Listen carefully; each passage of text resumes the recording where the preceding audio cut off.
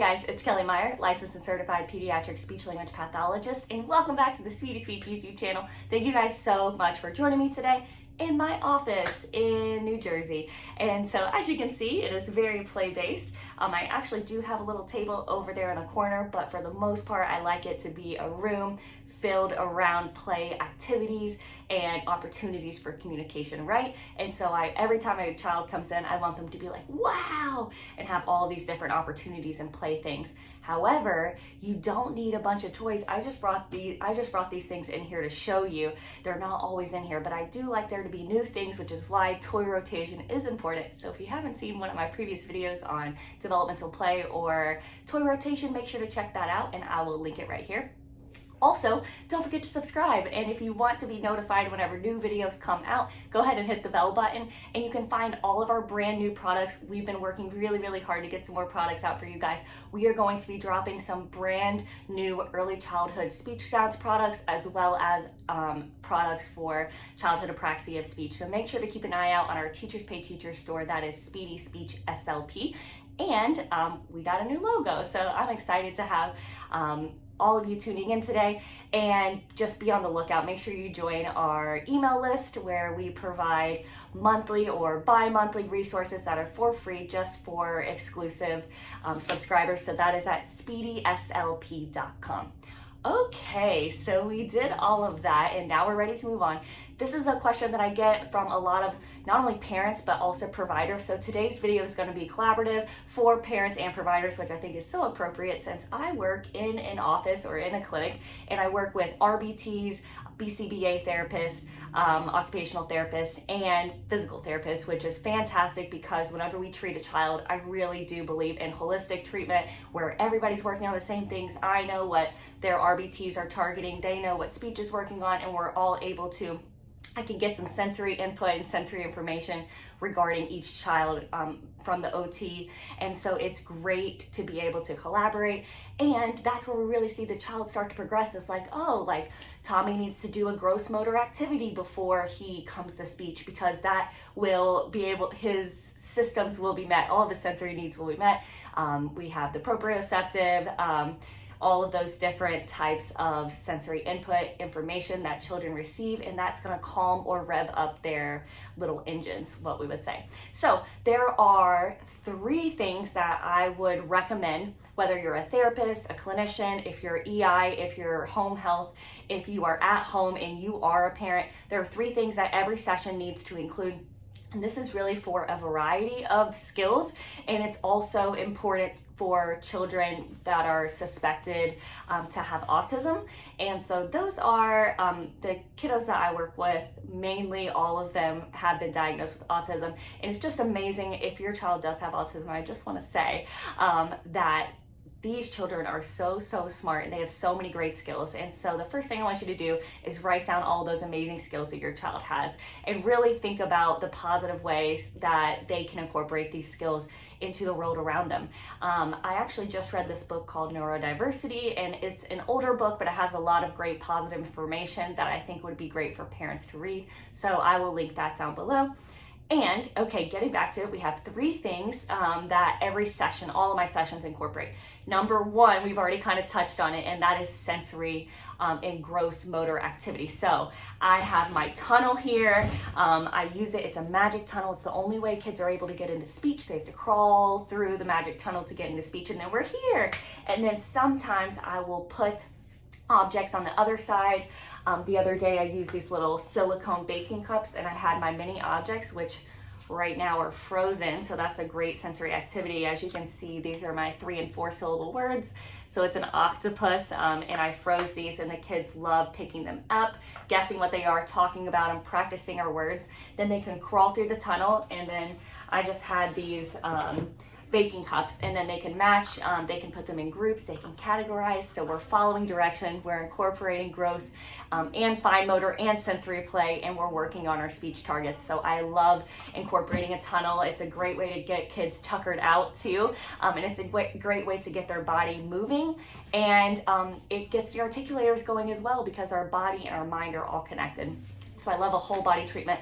I also have a bilibo chair, which I will link down below. It was mentioned on my sensory video, and I like doing onomatopoeias with it. I put the child in and I say, whoa, whoa, whoa. Most of the time, I just moved it out. I had a beanbag in here, and I put kids up on my feet, and we go up, up, up, up, and then I give them a speech sound hand cue. And then we go down and we laugh, and I put them off of my feet into the beanbag, and the kids love that. And then we request more up or again or whatever it is that they're working on. They could be working on sounds, onomatopoeias, imitating speech sound hand cues, eye contact, social engagement, shifting and sharing joint attention. There's so many different things that all those different activities can incorporate. So I love using gross and fine motor skills as well as sensory bends or any type of sensory play within a session. That's really what gets a child amped up and brings their attention and your energy up to meet their energy. So that's number one. Number two, so important. This is one thing that I definitely have figured out, that there has to be an end to activity. Okay, so anyways, if you are wanting your child to put the little people in, and I love that first word, single word, in, and then we want vroom, vroom, we drive the van. There has to be an end to this activity, because children with autism, or just children in general, are very functional and literal whenever they're first developing those play skills. And that's where we are learning all these concrete things. And so in order to even end an activity, just have them drive the van and then take them out. Good, take out, put in, and then that's the end of this one. And then we drive the van, take out, put in, or a lot of times they need to do all of them at one time, which I am totally fine with. So we do in, we fill up our van, we go vroom, vroom, beep, beep, watch out, make all the fun sounds, we crash the van, and then we take them out and we say, we're here. And I like to do little gestures, or every time I'm looking for something, I say, oh, where'd go? And then eventually I take that sound away, right? And I just go, oh, and then I'm hoping that they eventually fill in that blank. But make sure, that's my tip number two, make sure that there is an end. It doesn't matter if you are having the end of the activity from the frozen little mini objects. The end of that activity for us is putting them in the bin, and then eventually after they melt, we take them out, we dry them off, we put them back. So having an end to an activity is super important, especially whenever we're trying to work through all of those play skills. So that's super important. Okay, number three is we are going to really dive into what the child is interested in, because that's where we're going to see most of the progress. Okay, so I love these little Melissa and Doug pullback cars, which I will again link down below.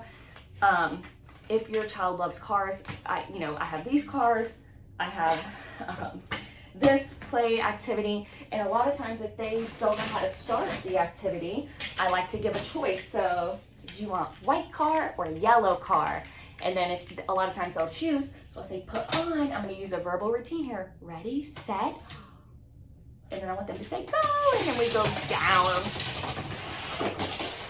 Something that is cause and effect like this, I love. So they're doing one thing, they're pushing it, it's going down, and then we're going to repeat the action. We can add new words, we can add new targets, or this is mainly to have the child really be engaged, because if they don't care, like if you're trying to talk to me about algebra, I'm like, cool, bro. But if you're talking to me about something speech related, I'm like, oh yeah, I read this and I did this. It's all about child interest, and that's where they're really going to give you their best, and you're really going to see all of their skills. So if a child just wants to line up the toys on the windowsill or the table, I join in that activity with them. It's like a floor time approach. And so I have them interact with me, or I try to get in their little world and say, vroom, vroom, watch out. And then maybe they fall down, and every time one falls off, they might get mad at first. I say, oh, what happened? And then I want them to say, fall down, and then we pick them back up. And we do it again, and I try to get in there until we're eventually taking turns. And then guess what? We've expanded attention, we've completed a play routine, we've worked on functional vocabulary, and you're really building again off of those strengths and interests.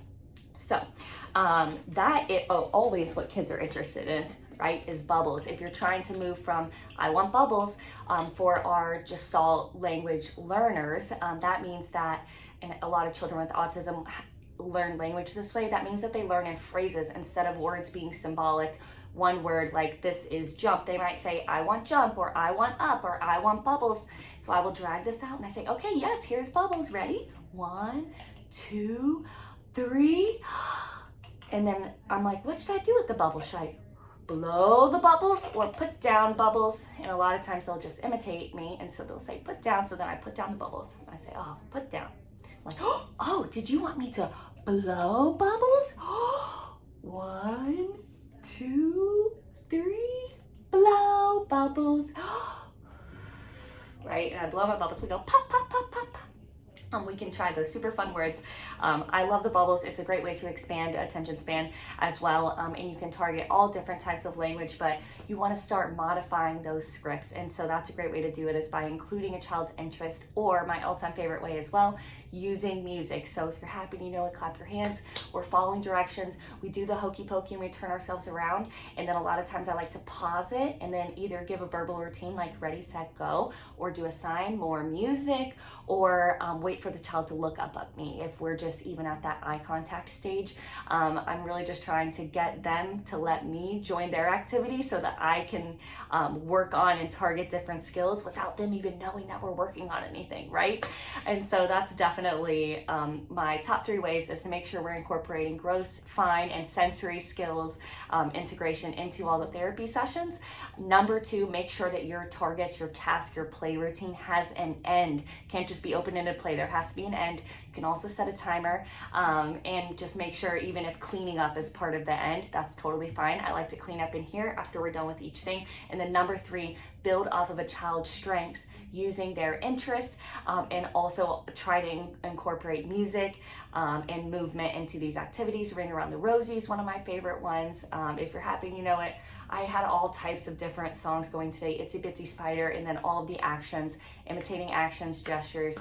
We know that that is a huge skill that all children need, and that is the best predictor in language development later on, is how early on and how many gestures a child is actually able to use imitatively and spontaneously. So that's our biggest predictor in language development. Okay guys, so thank you again for watching. Leave all of your questions, comments, and video requests down below. All of my videos are made off of your requests, and make sure to find me on Instagram at Speedy Speech and on Facebook at Speedy Speech Path. And I apologize for talking so quickly. I just get very, very excited. Also, later today, I'm filming a podcast with an occupational therapist, so I'll be sure to share that link with y'all next time. And you'll also be able to find it on Instagram and on Facebook, so make sure to follow us there. All right, guys, see you next time.